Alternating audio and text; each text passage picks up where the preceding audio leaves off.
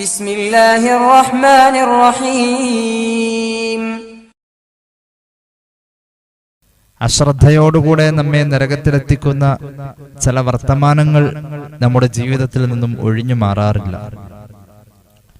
തൗബ കൊണ്ട് പരിഹരിക്കപ്പെടാത്ത വിധം അത്തരം തെറ്റുകൾ ജീവിതത്തെ ആവരണം ചെയ്യുന്ന അവസ്ഥയിലൂടെയാണ് നമ്മൾ ഓരോ ദിവസവും കടന്നുപോയിക്കൊണ്ടിരിക്കുന്നത്. യഥാർത്ഥത്തിൽ അതേക്കുറിച്ചുള്ള ഒരു ഓർമ്മപ്പെടുത്തലാണ് അല്പം സമയം കൊണ്ട് ഇന്ന് നമ്മൾ ആഗ്രഹിക്കുന്നത്. അള്ളാഹു നമ്മുടെ അറിവിലും നമ്മൾ ചെയ്യുന്ന അമലുകളിലും ബർക്കത്ത് തന്ന് അനുഗ്രഹിക്കുമാറാവട്ടെ. യഥാർത്ഥത്തിൽ നമ്മുടെ ജീവിതത്തിൽ ഇത്തരം തെറ്റുകൾ എത്രമാത്രം സ്വാധീനം ചെലുത്തുന്നുണ്ട്, അല്ലെങ്കിൽ നമ്മുടെ ജീവിതത്തിൽ എത്രമാത്രം നാം അത്തരം തെറ്റുകൾക്ക് അടിമപ്പെട്ടിട്ടുണ്ട് എന്നതിനെ ഓർമ്മപ്പെടുത്തുന്ന ഒരു ഹദീസ് കൊണ്ടാണ് ഇന്ന് നമ്മൾ സംസാരം തുടങ്ങുന്നത്. മറ്റൊന്നുമല്ല, മുഹമ്മദ് റസൂൽ സല്ലല്ലാഹു അലൈഹി വസല്ലമ തങ്ങളുടെ സ്വഹാബികൾ അവിടത്തോടൊപ്പം ഇരിക്കുന്ന നേരത്ത് ഇമാം അഹ്മദിന്റെ മുസ്നദിൽ കാണാം ഹദീസ്. ജാബിർ ഇബ്നു അബ്ദുല്ലാഹി റളിയല്ലാഹു അൻഹു പറയാണ്, സ്വഹാബികൾ നബി തങ്ങളുടെ കൂടെ സല്ലല്ലാഹു അലൈഹി വസല്ലം ഇരിക്കുന്ന നേരത്ത് പെട്ടെന്ന് ഒരു ശവം ചീഞ്ഞളിഞ്ഞ് ആ ശവത്തിന്റെ മാംസങ്ങളെല്ലാം ജീർണിച്ചാൽ എത്രമാത്രം ദുർഗന്ധമുണ്ടാകുമോ അത്തരത്തിലുള്ള ഒരു ദുർഗന്ധം ഞങ്ങൾക്കിടയിലേക്ക് കടന്നു വന്നു. ഫർതഫഅത് റീഹു ജീഫത്തിൻ മുൻതിനത്തിൻ ഫഖാല റസൂലുള്ളാഹി സ്വല്ലല്ലാഹു അലൈഹി വസല്ലം അത്തദറൂന മാ ഹാദിഹി റീഹ്. ഹബീബായ നബി തങ്ങൾ ഈ ദുർഗന്ധം എന്ന് ശക്തമായി വന്നപ്പോൾ ഞങ്ങളോട് ചോദിച്ചു, അസഹ്യമായ ഈ ദുർഗന്ധം എന്താണെന്ന് നിങ്ങൾക്ക് മനസ്സിലായോ സഹാബ? സ്വഹാബികളായ ഞങ്ങൾ പറഞ്ഞു, ഞങ്ങൾക്കറിയില്ല നബിയെ, അള്ളാഹുവിനും അവന്റെ റസൂലിനുമേ അറിയൂ. ഹബീബായ നബി തങ്ങൾ പറഞ്ഞു, ഹാദിഹി റീഹുല്ലദീന യഗ്താബൂനൽ മുഅ്മിനീൻ.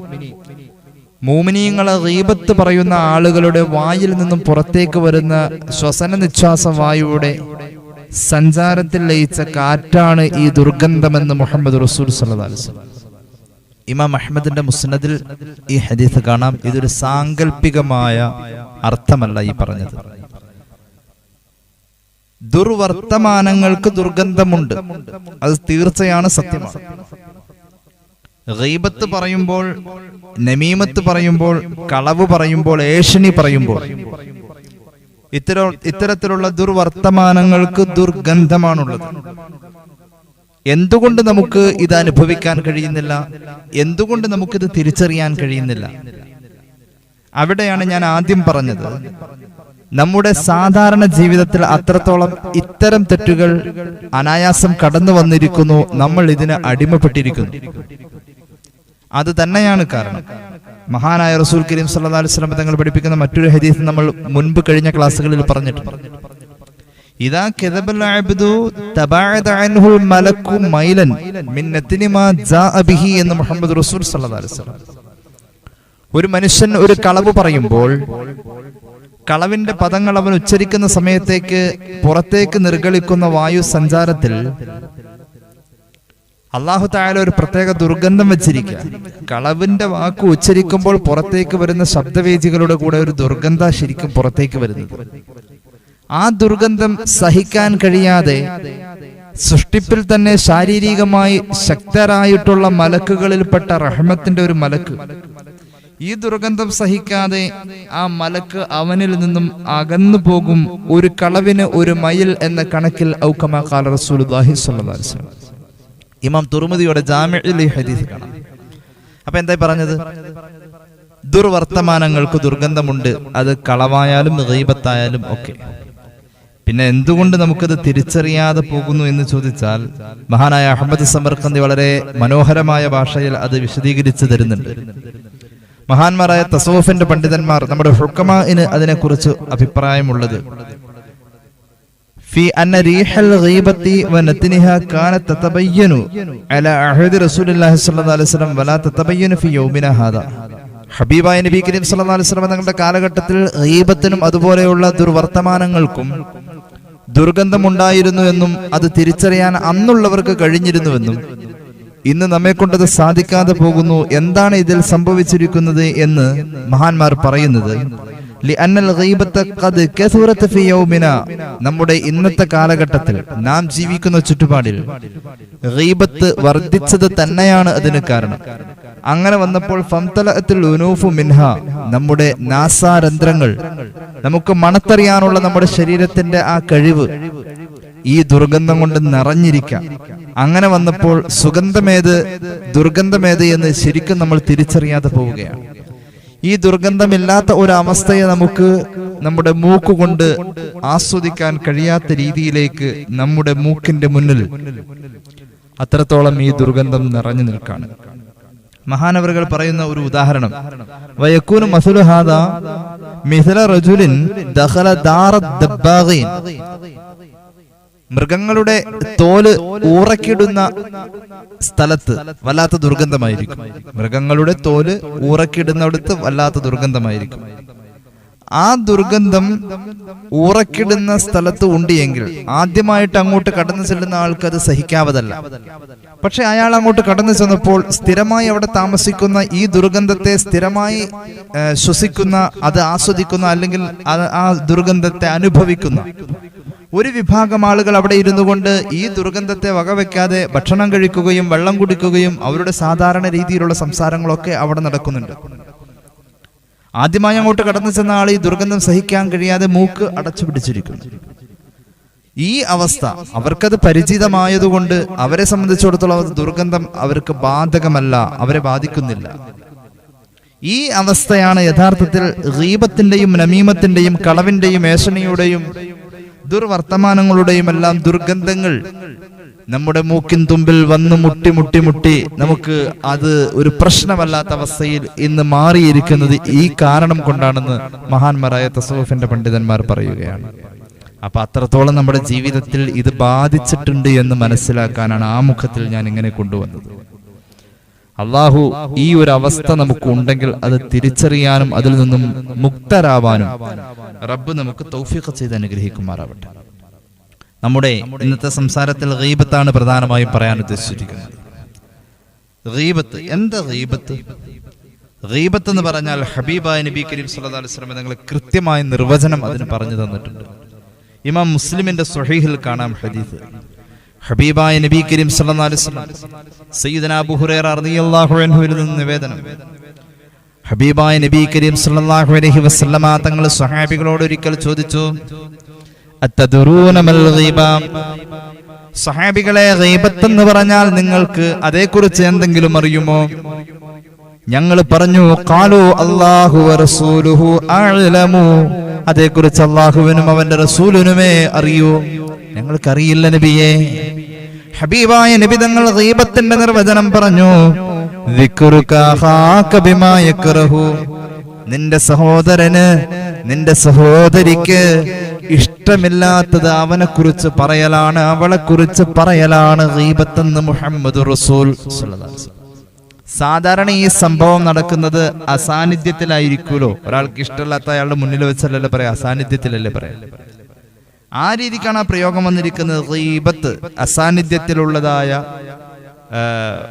പരാമർശം എന്ന അർത്ഥത്തിൽ. അത് സാന്നിധ്യത്തിൽ പറഞ്ഞാലും പരിഗണിക്കപ്പെടുമെന്ന് പറയുന്ന ഹദീസ് പണ്ഡിതന്മാരുണ്ട്.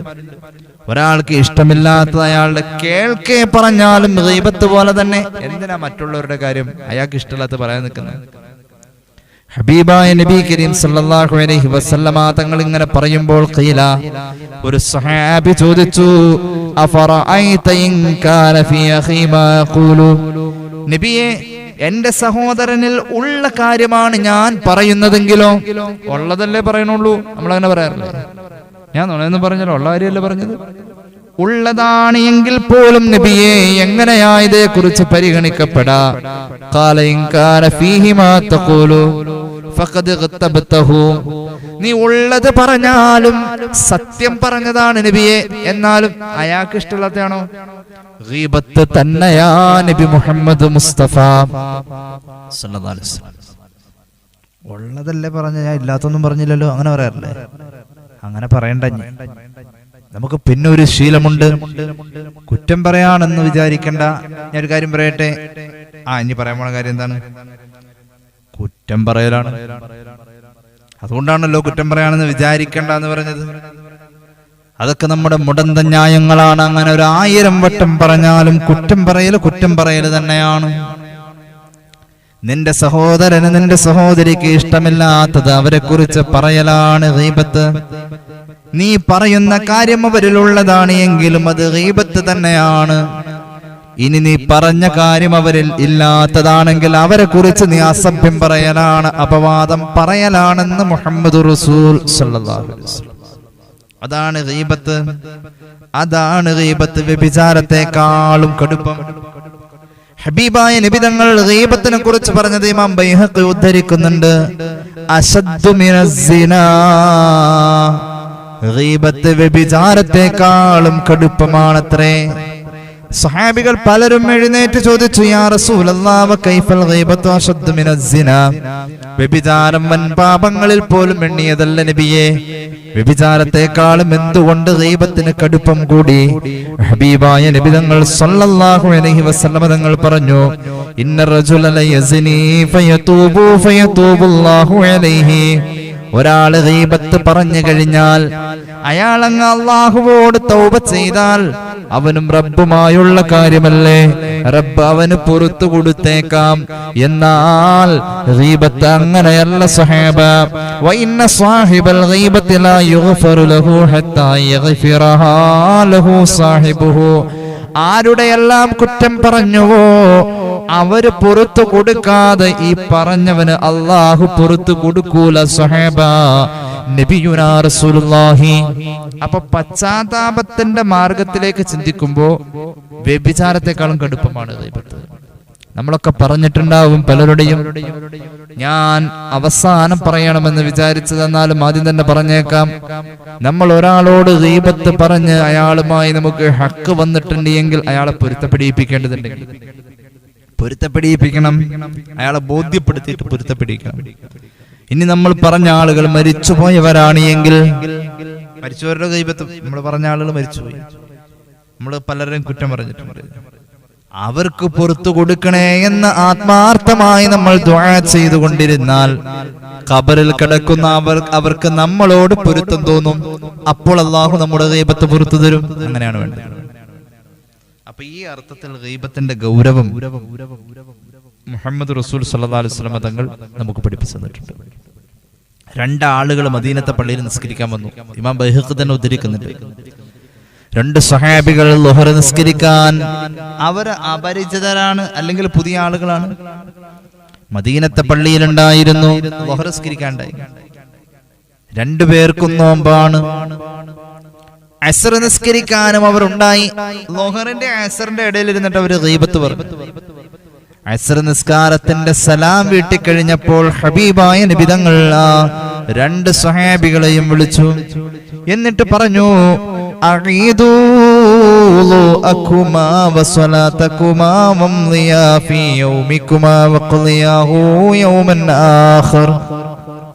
നിങ്ങൾ ഇപ്പൊ നിർവഹിച്ച നിസ്കാരം ഒന്നുകൂടി പോയി ഉളു എടുത്ത് വന്നിട്ട് രണ്ടാമത് നിസ്കരിക്കണം. നിങ്ങൾ നിലവിൽ നോമ്പുകാരാണ്. ഇന്നത്തെ നോമ്പ് മഗ്രിബ് വരെ അങ്ങ് അനുഷ്ഠിച്ച് അങ്ങ് പൂർത്തീകരിക്കണം. എന്നിട്ട് ഇന്നത്തെ നോമ്പ് നിങ്ങൾക്ക് മറ്റൊരു ദിവസമായി നിങ്ങൾ ഖളാ വീട്ടുകയും വേണം. ഇന്നത്തെ ദിവസം നോമ്പെടുത്ത് തന്നെ പൂർത്തീകരിക്കാം. എന്നിട്ട് നിങ്ങൾ 2 പേരും ഈ ദിവസത്തിന് പകരം മറ്റൊരു ദിവസം നോമ്പ് ഖളാ വീട്ടുകയും വേണം. 2 പേരും ചോദിച്ചു, ലിമ യാ റസൂലല്ലാഹ്, അല്ലാഹുവിന്റെ ഹബീബേ, എന്തിനാണ് ഞങ്ങൾ ഇങ്ങനെ ഖളാ വീട്ടേണ്ടത്, രണ്ടാമത് നിസ്കരിക്കേണ്ടത്? ഹബീബായ നബി തങ്ങൾ അവിടുത്തെ റിസാലത്തിന്റെ നാവ് കൊണ്ട് പറഞ്ഞു, ഇഗ്തബതും ഫുലാന, ഏതോ ഒരാളെ നിങ്ങൾ 2 പേരും കുറ്റം പറഞ്ഞിട്ടുണ്ടല്ലോ, അതുകൊണ്ട് ഗീബത്ത് പറഞ്ഞതിന്റെ പേരിൽ നിങ്ങളുടെ നോമ്പ് നിങ്ങൾക്കില്ല. ഗീബത്ത് പറഞ്ഞതിന്റെ പേരിൽ നിങ്ങളുടെ ജമാഅത്തായി നിസ്കരിച്ച നിസ്കാരം നിങ്ങൾക്കില്ല. ഇബാദത്ത് അറ്റുപോവാ. ഇത് നമ്മൾ ചിന്തിക്കുന്നുണ്ടോ? ഗീബത്ത് പറയുന്നവന് അല്ലാഹു കൊടുക്കുന്ന ശിക്ഷ എന്താ? ഹബീബായ നബി കരീം സല്ലല്ലാഹു അലൈഹി വസല്ലമ തങ്ങൾക്ക് പരിശുദ്ധമായ മിഅ്റാജിന്റെ അനുഗ്രഹാനുഭൂതി നിറഞ്ഞു നിന്ന പരിശുദ്ധമായ രാത്രിയുണ്ടല്ലോ. ഇമാം അബൂ ദാവൂദിന്റെ സുനനിൽ കാണാം ഹദീസ്, قال رسول الله صلى الله عليه وسلم لما عرج بي ഞാൻ മിഅ്റാജിന്റെ യാത്ര ചെയ്യുമ്പോൾ മറർതു ബിഖൗമിൻ ലഹും അദ്ഫാറും മിൻ നുഹാസ് ചെമ്പ് ലോഹത്തിനാലുള്ള നഖമുള്ള കൈകൾ കൊണ്ട് സ്വന്തം മുഖത്തേക്കും നെഞ്ചിലേക്കും മാറി മാറി ശക്തമായി മാന്തി പറിച്ചു പൊളിച്ച് സ്വന്തം മാംസത്തെ വികൃതമാക്കുന്ന, ശരീരത്തെ വികൃതമാക്കുന്ന ഒരു വിഭാഗത്തെ ഞാൻ കണ്ടു. അത്ഭുതപ്പെട്ടു പോയി. അവരുടെ നഖം ചെമ്പാണ്, തനി കട്ടിച്ചെമ്പാണ്. മൂർച്ചയുള്ള നഖം കൊണ്ട് മുഖവും നെഞ്ചും മാന്തി പൊളിച്ച് പിളർത്തി മാംസങ്ങളതാറ്റ് വീഴുന്ന ഹതഭാഗ്യവാന്മാരെ കുറിച്ച് ഞാൻ ചോദിച്ചു,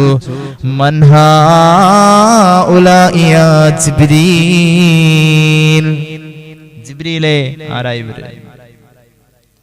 ജിബ്രീൽ അലൈഹിസ്സലാം പറഞ്ഞു, നബിയേ, الذين يأكلون لحوم الناس ويقعدون في أعراضهم ജനങ്ങളുടെ അഭിമാനത്തിൽ, ആത്മാഭിമാനത്തിൽ കയറി സംസാരിച്ച് മറ്റുള്ളവരുടെ വ്യക്തിത്വത്തെ സമൂഹത്തിൽ ഇകഴ്ത്തി കാണിച്ച് അവരില്ലാത്തപ്പോൾ അവരുടെ കുറ്റം പറഞ്ഞ ആൾക്കാരാണ് നബിയവർ. എത്ര പ്രാവശ്യമാ ഒരു ദിവസം നമ്മൾ ഈ തെറ്റ് ചെയ്യുന്നത്? എത്രയോ ആളുകളെ കൊണ്ട് പൊരുത്തപ്പെടിയിക്കേണ്ട അവസ്ഥയാ നമുക്ക് ഓരോരുത്തർക്കുമുള്ളത്. ആലോചിച്ചിട്ടുണ്ട്? എന്തിനാ നമ്മൾ അമൽ ചെയ്യുന്നത്? ഇതിൽ നിന്നും സംസ്കരിക്കാനല്ലേ പരിശുദ്ധ ഖുർആൻ നമ്മുടെ മുന്നിലുള്ളത്. വലാ യഗ്തബ് ബഅദുകും ബഅദാ അയുഹിബ്ബു അഹദുകും അൻ യഅകുല ലഹ്മ അഖീഹി മൈതൻ ഫകരിഹ്തുമൂ വത്തഖുല്ലാഹ ഇന്നല്ലാഹ തവ്വാബുർ റഹീം. പരിശുദ്ധ ഖുർആൻ. ശവന്തീനികളാ ഗീബത്ത് പറയുന്നവർ. ഞാനും നിങ്ങളും അങ്ങനെ ഒരു തെറ്റ് ചെയ്തിട്ടുണ്ടെങ്കിൽ അള്ളാഹു നമുക്ക് പുറത്തു തരട്ടെ. എപ്പോഴും ദുആ ചെയ്യാം. നമ്മൾ കുറ്റം പറഞ്ഞ ആളുകൾക്ക് പുറത്തു കൊടുക്കാൻ അള്ളാഹുവിനോട് ദുആ ചെയ്യാം. അവർക്ക് നമ്മോട് പൊരുത്തമുണ്ടാവാൻ ദുആ ചെയ്യാം. മൂന്നാമത്തെ ദുആയാണ്, ഞാൻ പറഞ്ഞ കുറ്റങ്ങളൊക്കെ എനിക്ക് നീ പുറത്തു തരണേ എന്ന ദുആ. ഇത് വളരെ സാഹസികമാണ്. ലാ യദ്ഖുലുൽ ജന്നത നമ്മാം. ഗീബത്ത് ഉള്ളത് പറഞ്ഞാൽ ഗീബത്താണ്. ഇനി മറ്റൊരാളുടെ ഇടയിൽ അയാൾക്ക് ഇഷ്ടമല്ലാത്തതും അയാളിൽ ഇല്ലാത്തതുമായ കാര്യങ്ങൾ പറഞ്ഞ് പ്രചരിപ്പിച്ച് സമൂഹത്തിൽ ഫിത്ന ഉണ്ടാക്കാതെ നമീമത്താണ്, ഏഷണിയാണ്. ഏഷണിക്കാരൻ സ്വർഗത്തിൽ പോവില്ല. ഏഷണിക്കാരന് സ്വർഗമില്ല.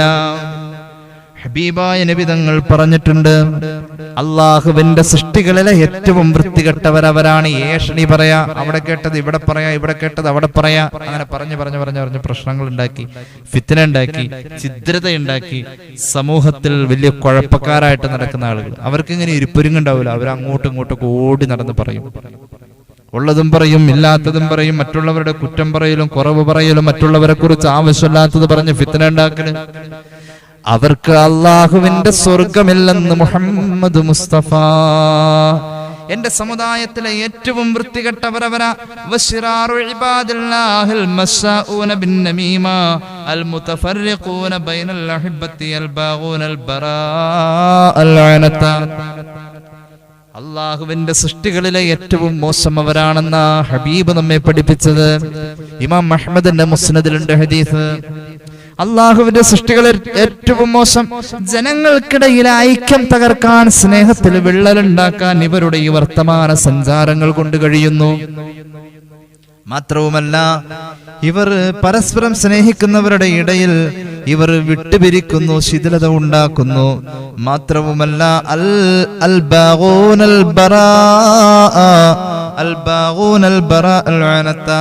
സമൂഹത്തിൽ മാന്യമായി ജീവിക്കുന്നവരിൽ എന്തെങ്കിലുമൊക്കെ വൃത്തികേടുകൾ ചാർത്തി വെക്കാൻ വേണ്ടി ഇവരുടെ ഈ വൃത്തിയില്ലാത്ത നാവുകൊണ്ട് പണിയെടുക്കുന്നു. അവരാണ് ആകാശത്തിന്റെ ചുവട്ടിൽ അള്ളാഹുവിന്റെ സൃഷ്ടികളിലെ ഏറ്റവും മോശപ്പെട്ടവരെന്ന് മുഹമ്മദ് റസൂൽ സല്ലല്ലാഹു അലാ മുഹമ്മദ് സല്ലല്ലാഹു അലൈഹി വസല്ലം. ഗീബത്തും നമീമത്തും ഏതാണ്ടൊക്കെ അടുത്തടുത്ത് വരുന്ന തെറ്റുകളാണ്. പണ്ഡിതന്മാരുടെ ഗീബത്ത് പറഞ്ഞാൽ അത് നമീമത്ത് തന്നെയാണ്. വൻപാപമാണ് ആലിമീങ്ങളുടെ ഗീബത്ത് പറയാ. എവിടെയപ്പതില്ലാത്ത പണ്ഡിതന്മാർ മുസ്ലിയാർ വീട്ടിൽ പോയത് നോക്കും. മുസ്ലിയാർ ഇന്നിട്ട് ചെരുപ്പ് ഏത് കമ്പനിയുടെ, മുസ്ലിയാർ അങ്ങോട്ട് പോയതെന്തിനാ, അങ്ങനൊക്കെ നോക്കി പറയാൻ വേണ്ടി തന്നെ നിസ്കരിക്കാനും കൂടിയിട്ട് വരുന്ന കുറെ ആളുകളുണ്ട്. എല്ലാ പള്ളിയിലും ഉസ്താദുമാരുടെ ഗീബത്ത് പറയാ എന്നത് പരിസരത്തുള്ളവർക്ക് അള്ളാഹു വെച്ചിരിക്കുന്ന ഒരു കാര്യമാണ്. വല്ലാത്തൊരു കഷ്ടാണ്ടത്, സത്യാണിത്. അല്ലെങ്കിൽ ആലോചിക്കുക, പള്ളിയുടെ അടുത്തുള്ള ചായക്കടയിലെ ഏറ്റവും വലിയ സംസാരം അതായിരിക്കും. ചായക്കടയില്ലാത്ത, പരിസരത്ത് ചായക്കടയില്ലാത്തൊരു പള്ളി ഇവിടെ ഉണ്ടോ?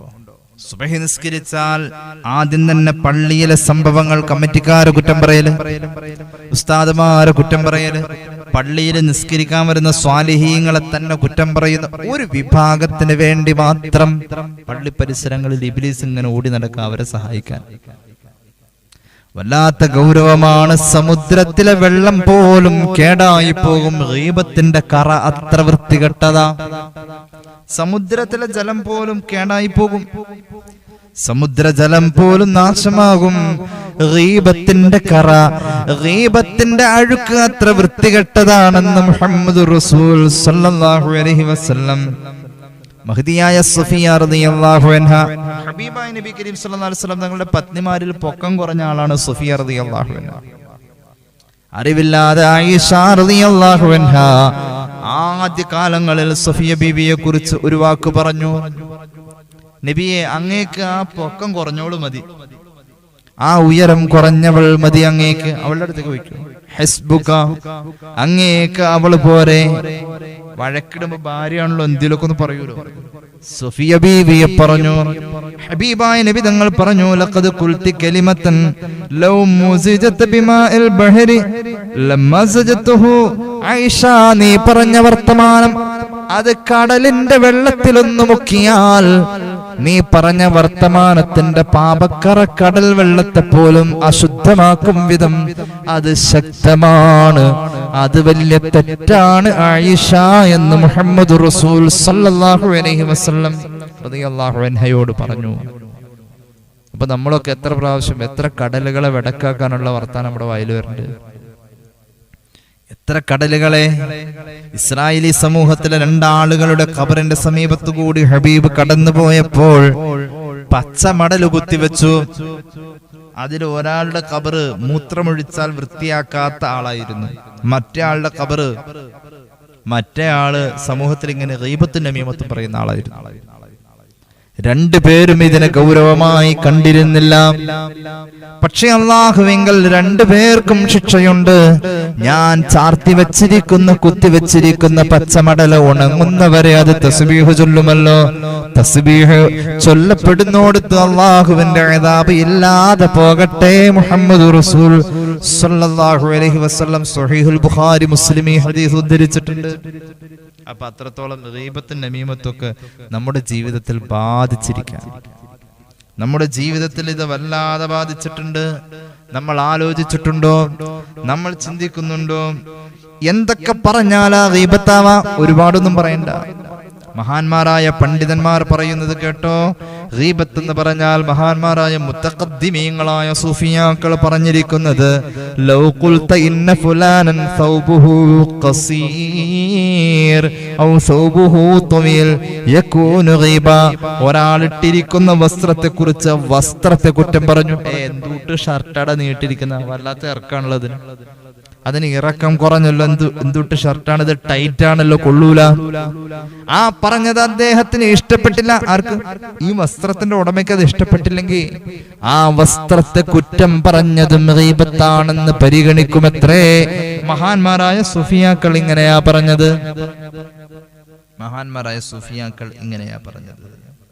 ഈ അർത്ഥത്തിൽ മഹദിയായ ആയിഷ റളിയല്ലാഹു അൻഹയ്ക്ക് അത്ഭുതം തോന്നിയ ഒരു പെണ്ണ് ഹബീബായ നബി കരീം സല്ലല്ലാഹു അലൈഹി വസല്ലം തങ്ങളുടെ സന്നിധാനത്തിൽ ഒരു പരാതി പറയാൻ വന്ന് തിരിച്ചു പോകുമ്പോൾ അവൾക്ക് പൊക്കം കുറവാണ് എന്നത് കണ്ടപ്പോൾ ആയിഷ ബീവിക്ക്, എന്താ ഇത്ര പൊക്കം കുറഞ്ഞ മനുഷ്യന്മാരൊക്കെ ഉണ്ടല്ലോ, എന്ത് പൊക്കം കുറവാ എന്നിങ്ങനെ ഒരു സാധാരണ വർത്താനം പറഞ്ഞത്. അത് ഗീബത്താണെന്ന് ഓർത്തൊന്നും പറഞ്ഞതല്ല.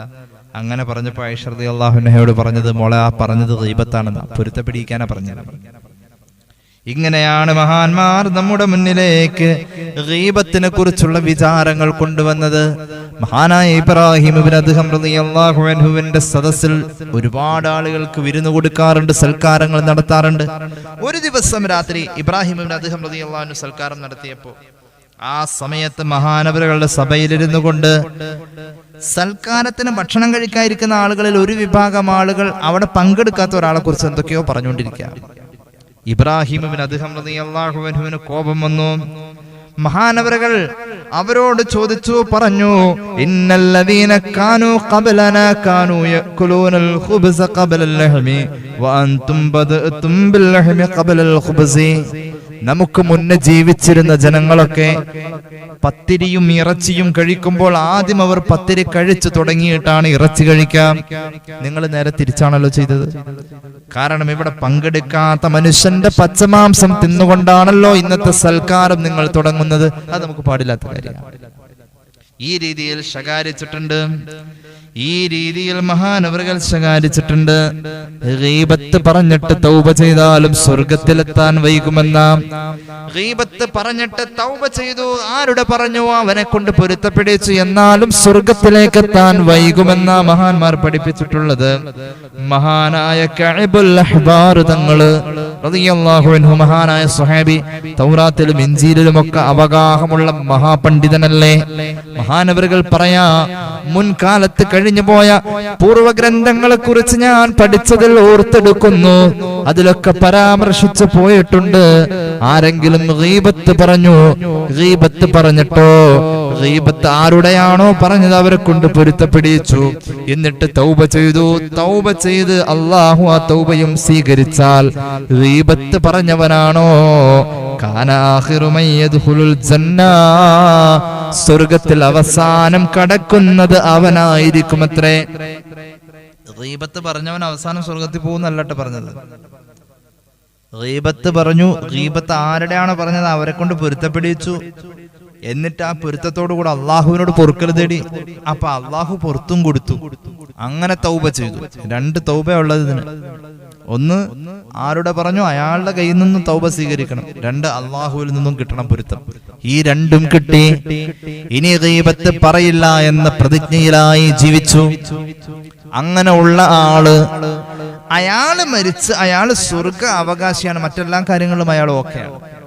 എന്നാലും അവനെ അള്ളാഹു ഗീബത്ത് പറഞ്ഞതിന്റെ പേരിൽ അവസാനമാണ് സ്വർഗത്തിലേക്ക് പറഞ്ഞയക്കാം. മുഹമ്മദ് റസൂൽ സല്ലല്ലാഹു അലൈഹി വസല്ലമ തങ്ങളുടെ പ്രിയ സ്വഹാബി നമുക്ക് ഇങ്ങനെയാ പഠിപ്പിക്കുന്നത്.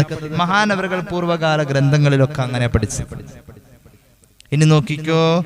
ഇനി നോക്കിക്കോ, അവസാനം സ്വർഗത്തിലേക്ക് ഇതുപോലെയാണ് പോകുന്നതെങ്കിൽ ആദ്യം നരകത്തിലേക്ക് പോകുന്നതും ഇതുപോലെ തൗബ ചെയ്യാത്ത ഗീബത്ത് പറഞ്ഞവനായിരിക്കുമെന്ന് മഹാനായ കഅബുൽ അഹ്ബാർ റളിയല്ലാഹു അൻഹു പഠിപ്പിക്കുകയാണ്. അങ്ങനെയാണ് നമ്മൾ ആലോചിക്കുക. സ്വഹാബികളുടെ ഇടയിലൊക്കെ ഈ അബദ്ധങ്ങളൊക്കെ പറ്റിയിട്ടുണ്ട്. ഒരു യാത്രയുടെ ഇടയിൽ ഭക്ഷണം വെച്ചു, അതിൽ കറി പാചകം ചെയ്ത പാത്രം കറിയെല്ലാം റെഡിയാക്കിയിട്ട് മുഹമ്മദ് റസൂൽ സല്ലല്ലാഹു അലൈഹി വസല്ലം തങ്ങളുടെ മുന്നിൽ കൊണ്ടുപോയി വെച്ചു. മറ്റുള്ള ഭക്ഷണങ്ങളൊക്കെ സ്വഹാബികളുടെ ഇടയിലിരുന്നു. യാത്രയാവുമ്പോൾ വിശ്രമസ്ഥലം വൃത്തിയാക്കി വിശ്രമിക്കാനുള്ള രീതിയിൽ കാടൊക്കെ വെട്ടിക്കളഞ്ഞ് അവിടെ വാസയോഗ്യമാക്കി ഒരു ടെന്റ് കെട്ടി അവിടെ ഭക്ഷണമൊക്കെ പാചകം ചെയ്യാന്ന് പറഞ്ഞാൽ കുറച്ച് ഇടങ്ങേറ് പിടിച്ച പണിയാണ്. യാത്രയിൽ ഒരു അല്പം വൈകി വന്ന ആളാണ് സൽമാനുൽ ഫാരിസി റളിയല്ലാഹു അൻഹു. സ്വഹാബികൾ ചിലർക്ക് ഇഷ്ടായില്ല ഈ വൈകി വന്ന ആള്. ടെന്റൊക്കെ കെട്ടിക്കഴിഞ്ഞപ്പോ അതിലേക്ക് വന്ന് തന്റെ ലഗേജ് ഒക്കെ കയറ്റി വെക്കുന്നു, ഒട്ടകത്തെ പാർക്ക് ചെയ്യുന്നു. അതൊക്കെ കണ്ടുകഴിഞ്ഞപ്പോ ഞങ്ങളൊക്കെ കഷ്ടപ്പെട്ട് ഇതൊക്കെ ഉണ്ടാക്കിയിട്ട് മൂപ്പരിപ്പം എല്ലാം കഴിഞ്ഞപ്പോ വന്നേക്കാം. സൽമാനുൽ ഫാരിസിയെ കുറ്റം പറഞ്ഞു. അല്ലെങ്കിലും പുള്ളി അങ്ങനെയാന്ന്, പുള്ളി ഇന്നാളെ അങ്ങനെയൊക്കെ പറഞ്ഞു. കുറെ അങ്ങനെ ഗീബത്ത് പറയൂലോ. സൽമാനുൽ ഫാരിസി റളിയല്ലാഹു അൻഹുവിനെ കേൾക്കാതെ അവിടെ കുറ്റം പറയൽ നടന്നിട്ടുണ്ട്. സൽമാൻ വന്നു റളിയല്ലാഹു അൻഹു. സ്വഹാബികൾ പറഞ്ഞു, അല്ല സൽമാനെ, നീ ഇപ്പൊ വന്നല്ലേ ഉള്ളൂ, ഒരു കാര്യം ചെയ്യ്, ഇനി ഇവിടെ വേറെ പണിയൊന്നുമില്ല. ഹബീബിന്റെ അടുക്കലാണ് പാചകം ചെയ്ത് വെച്ചിരിക്കുന്ന കറി ഇരിക്കുന്നത്. അതിൽ നിന്നും കുറച്ച് മാംസം, ഒരു പാത്രത്തിൽ കുറച്ച് മാംസക്കറി അവിടെ നിന്ന് വാങ്ങിക്കൊണ്ടുപോവാ. സൽമാനുൽ ഫാരിസ് റളിയല്ലാഹു അൻഹു പാത്രവുമായി ഹബീബിന്റെ മുന്നിലേക്ക് ചെന്നപ്പോ സ്വഹാബികളുടെ ഇടയിലേക്ക് പറയാൻ വേണ്ടി സൽമാനോട് റസൂലുള്ളാഹി പറയാണ്, അവിടെ കൂടിയവർക്ക് ഇനി ഇറച്ചി കൊടുക്കേണ്ട കാര്യമൊന്നുമില്ല സൽമാനെ. അതെന്താ നബിയെ, അവരെ ഇറച്ചി തിന്നതാണല്ലോ, പിന്നെന്തിനാണ് പാത്രം? അപ്പൊ ഈ സഹാബികളുടെ അടുത്ത് വന്നിട്ട് സൽമാൻ അൽ ഫാരിസി റളിയല്ലാഹു അൻഹു പറഞ്ഞു, അല്ല ഞാനിപ്പോ വന്നല്ലേ ഉള്ളൂ, നിങ്ങൾ ഇറച്ചി തിന്നുന്നാണല്ലോ റസൂലുള്ളാഹി പറഞ്ഞത് സ്വല്ലല്ലാഹു അലൈഹി വസല്ലം. എന്നിട്ട് നിങ്ങൾ എന്നെ പിന്നെ രണ്ടാമത് പറഞ്ഞയച്ചിരിക്കുക? ഞങ്ങൾ ഇറച്ചി തിന്നില്ലല്ലോ. ഹബീബായ നബി തങ്ങൾ അങ്ങനെ പറഞ്ഞല്ലോ. എല്ലാവരും കൂടി നബി തങ്ങളുടെ അടുക്കൽ ചെന്നപ്പോൾ അവിടുന്ന് പരിശുദ്ധമായ ഖുർആനിന്റെ ആയത്ത് ഓതിയിട്ടങ്ങ് പറയാൻ തുടങ്ങി. നിങ്ങൾ കറി കഴിച്ചവരാ, മാംസം കഴിച്ചവരാ. സൽമാൻ വരുന്നതിന് മുന്നേ സൽമാന്റെ മാംസം നിങ്ങൾ കഴിച്ചവരല്ലേ? നിങ്ങൾ ഗീബത്ത് പറഞ്ഞവരല്ലേ? യാ അയ്യുഹല്ലദീന ആമനു ജതനിബൂ കസീറൻ മിനൽ-ളന്നി ഇന്ന ബഅദൽ-ളന്നി വലാ തജസ്സസൂ വലാ യഗ്തബ് ബഅദുകും ബഅദാ അയുഹിബ്ബു അഹദുകും അൻ യഅകുല ലഹ്മ അഖീഹി മൈതൻ ഫകരിഹ്തുമൂ വത്തഖുല്ലാഹ്.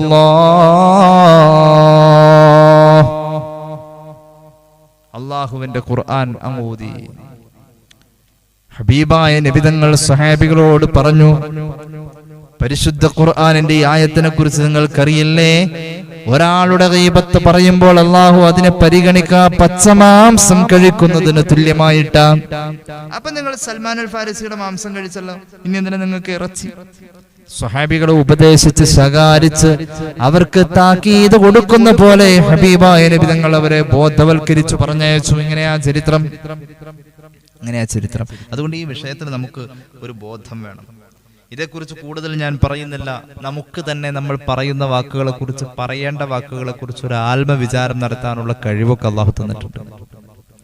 മഹാന്മാര് പഠിപ്പിക്കുന്നത് കാണാം. ഹബീബായ നബി കരീം സല്ലല്ലാഹു അലൈഹി വസല്ലം തങ്ങളുടെ ഒരു ഹദീസ്, അള്ളാഹുവിന്റെ ഹബീബ് സല്ലല്ലാഹു അലൈഹി വസല്ലം തങ്ങൾ മഹാനായ ഷൗക്കാനി, ഇമാം ഷൗക്കാനി അവിടുത്തെ അൽ ഫവായിദുൽ മജ്മൂഅയിൽ ഉദ്ധരിച്ചിട്ടുണ്ട് ഹദീസ്. അള്ളാഹുവിന്റെ ഹബീബ് സല്ലല്ലാഹു അലൈഹി വസല്ലം തങ്ങൾ പഠിപ്പിച്ചിട്ടുണ്ട് 4 കാര്യങ്ങൾ, പ്രത്യേകം ശ്രദ്ധിക്കേണ്ട 4 കാര്യങ്ങളാണ്. ഈ 4 കാര്യങ്ങൾ ഒരു നോമ്പുകാരന്റെ നോമ്പിനെ മുറിച്ചു കളയും. ഈ 4 കാര്യങ്ങൾ ഒരു ഉളു ഉള്ള മനുഷ്യന്റെ ഉളുവിനെ മുറിച്ചു കളയും. ഈ 4 കാര്യങ്ങൾ സർവ്വ അമലുകളെയും പൊളിച്ചു കളയും. അങ്ങനത്തെ 4 കാര്യങ്ങൾ ഉണ്ടെന്ന് മുഹമ്മദ് റസൂൽ സല്ലല്ലാഹു അലൈഹി വസല്ലം. ഈ 4 കാര്യങ്ങൾ ഉണ്ടായിട്ടുണ്ടെങ്കിൽ ഉളു എടുക്കണം, അമല് വേറെ ചെയ്യണം, അതുപോലെ തന്നെ നോമ്പാണെങ്കിൽ നോമ്പ് ഖളാ വീട്ടണം. അങ്ങനത്തെ ഒരു 4 കാര്യമുണ്ട്. ഒന്നാമത്തേത് ഗീബത്താണ്. ഗീബത്ത് പറഞ്ഞ പിന്നെ അവന്റെ ഒളു അള്ളാഹുവിന്റെ അടുക്കല്, ഒളു മുറിയുന്ന കാര്യങ്ങളിൽ ഗീബത്തില്ല, എന്നാലും പറയാണ് ഒളുയില് അർത്ഥോല. ആ അമല് ഫസാദായ തലത്തിലാണ് അതിനെ പരിഗണിക്കാൻ. പിന്നെ ബാഹ്യമായത് ഉണ്ടോന്ന് വെച്ചാൽ ഉണ്ട് എന്നല്ലാതെ കബൂലിയത്തിൽ അതുകൊണ്ട്. രണ്ടാമത്തേത് കളവ് പറയല്, കളവ് നടത്തല്. മൂന്നാമത്തേത് നമീമത്ത് പറയല്. 4-മത്തേത് ഹറാമായ കാഴ്ച കാണൽ, അന്യരായ പെണ്ണിനെ കാണൽ, അന്യ പുരുഷനെ കാണൽ. ഈ 4 ഉണ്ടല്ലോ, ഒരു മനുഷ്യന്റെ ഉളൂഇനെയും നോമ്പിനെയും അതുപോലെ തന്നെ അമലുകളെയും മുറിച്ച് കളയും, പൊളിച്ചു കളയും, അതിന്റെ ഫലമില്ലാത്ത അവസ്ഥയിലെത്തിക്കുമെന്ന് മുഹമ്മദ് റസൂൽ സല്ലല്ലാഹു അലൈഹി വസല്ലം. അത്രത്തോളം ഗൗരവമുള്ള ഒരു വിഷയമാണിത്. അള്ളാഹു നമുക്ക് തൗഫീഖ് ചെയ്ത് അനുഗ്രഹിക്കുമാറാവട്ടെ.